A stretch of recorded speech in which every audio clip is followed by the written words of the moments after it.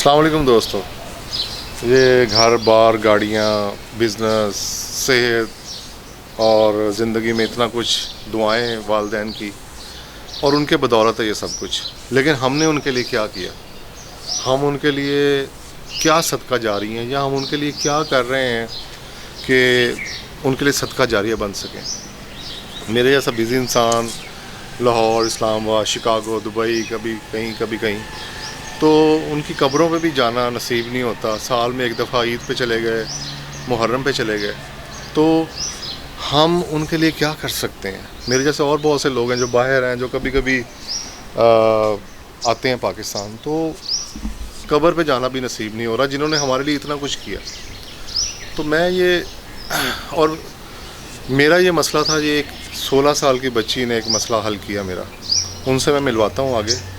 لیکن اصل جو بات بتانے والی ہے کہ اگر قرآن پاک آج کے دور میں لکھنا ہوتا یا اس کو کسی فارم میں اسٹیبلش کرنا ہوتا تو کیا کرتے؟ آف کورس ہم اس کو ڈیجیٹلائز کرتے. اور کیونکہ ڈیجیٹل کا زمانہ ہے، ہم اب قرآن پاک بھی جیسے سفر میں ہے کہیں پہ بھی پڑھنا ہوتا ہے تو ہم موبائل کھولتے ہیں، سورہ نکالتے ہیں، پڑھ لیتے ہیں.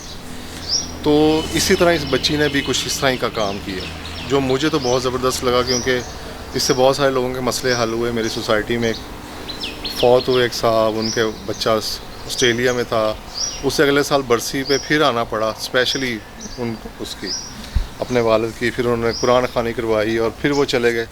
لیکن میں یہ دیکھ رہا تھا کہ وہ لوگ آئے، قرآن خوانی کی، اس ٹائم کھا پی کے، میں اس کو غلط سینس میں نہیں کر رہا، یعنی کہ اس ٹائم وہ ایک چلے گئے، بس ایک ٹیمپریری ایک کام ہوا.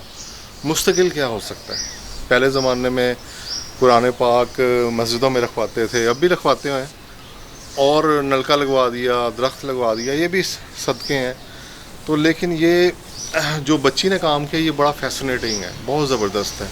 ان سے میں ملواتا ہوں، یہ سارا بتائیں گے آپ کو، بتائیں گی وہ آپ کو کہ کیسے انہوں نے، ان کا اپنا پرابلم بھی سالو ہوا اور پھر ہزاروں لوگوں کا ایسے پرابلم سالو ہوا. تو رمضان کی وساطت سے تو یہ میں آپ سے شیئر کرنا چاہتا ہوں. چلیں چلتے ہیں، ان سے ملتے ہیں، میرے آفس میں ہی ہیں، اور دیکھتے ہیں کیا وہ کر رہے ہیں.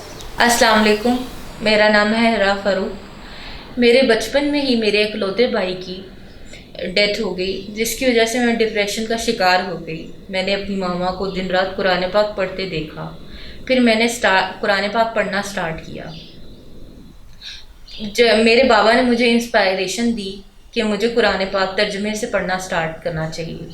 جب میں نے قرآن پاک ترجمے سے سٹارٹ کیا تو میرے دل کو بڑا سکون ملا. ڈیجیٹل قرآن پاک لکھنے کا آئیڈیا کیسے آیا؟ ڈیجیٹل قرآن پاک لکھنے کا ایسے آئیڈیا آیا تاکہ ڈیجیٹل قرآن پاک لکھنا شروع کروں تاکہ پوری دنیا کے لوگ اسے پڑھیں اور میرے بھائی کو اس کا ثواب پہنچے. تو آپ دکھا سکتی ہیں کہ آپ نے کیسے بنایا یہ؟ آج میں آپ کو یہی دکھانے آئی ہوں. جی دکھائیں ذرا. جی یہ سورہ فاتحہ ہے. اچھا، اس میں عربی اردو لکھنا تو بہت مشکل کام ہے. ویسے اس میں تھوڑا سا پلے کر کے دکھائیں ذرا. اچھا، یہ انگلش ٹرانسلیٹر آ رہی ہے وہ، تاکہ انٹرنیشنل پڑھیں.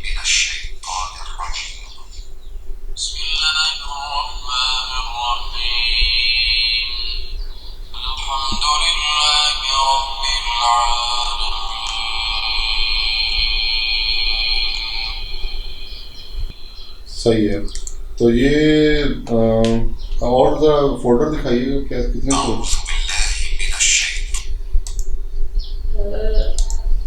یہ ساری صورتیں ہیں میری. اچھا یہ ساری صورتیں ہیں، ٹھیک ہے. اب آپ اس کو ڈفرینٹ اس میں بنا سکتی ہیں ورژنز میں جس طرح. جی الحمدللہ میں ہر ورژن میں اس کو قرآن پاک کو بنا سکتی ہوں. صحیح. تو اس کو کتنا عرصہ لگا آپ کو ڈیجیٹل قرآن پاک بنانے میں؟ ڈیجیٹل قرآن پاک بنانے میں مجھے تقریباً 1.5 سال لگا، اور میں نے بہت لوگوں سے اس کا مشورہ لیا، اور مشورہ لینے کے بعد 1.5 سال کے بعد میں نے اس کو قرآن پاک کو کمپلیٹ کیا. کتنی مشکلات آئیں اس کو بنانے میں؟ اس کو بنانے میں بہت ساری مشکلات مجھے پیش آئیں، اور پھر میں نے کچھ لوگوں سے رابطہ کیا، میں نے کچھ لوگوں سے مشورہ لیا اس بارے میں کہ مجھے کیسے لکھنا چاہیے.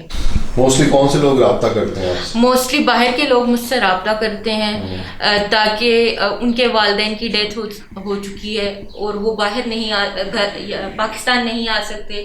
وہ اپنے والدین کے صالح ثواب کے لیے مجھ سے قرآن پاک لکھواتے ہیں اور تاکہ ان کے ماں باپ کو ثواب پہنچے. صحیح، زبردست. چلیں، جزاک اللہ.